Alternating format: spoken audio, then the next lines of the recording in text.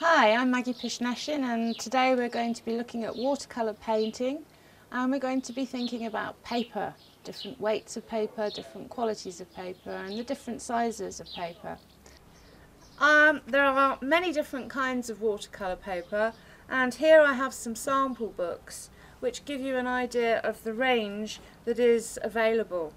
It comes in different thicknesses, different weights, but most importantly perhaps you need to think about the texture.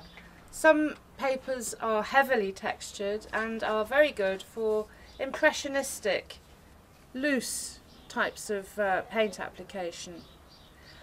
Fine, hot pressed, very smooth papers are great for doing detailed work. You'll need to experiment and find out which type of paper suits your style of painting.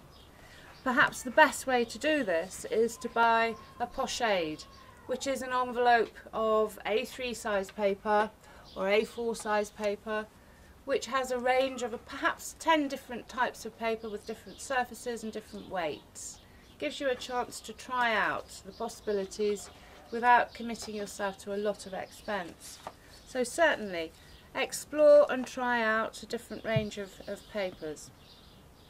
When it comes to buying paper, it's possible to buy paper either in pads or blocks, but possibly one of the most economical ways of buying paper is in loose sheets. This big sheet here, this is an A1 size. This is the very largest size you can buy. And if you buy a large sheet, you can cut it down to the shape and the size that you want. This is A2, which is half of A1.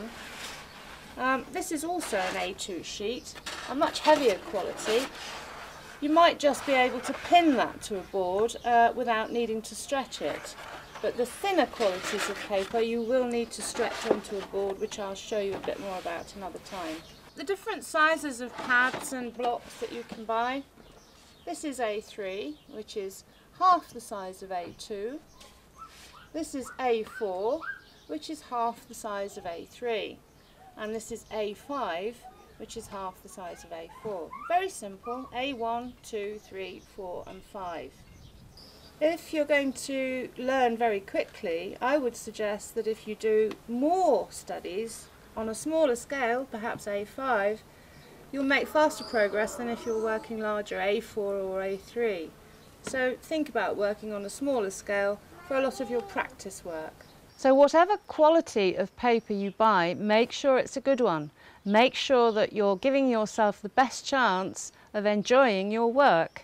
Use good paper and you will have fun and you will make progress.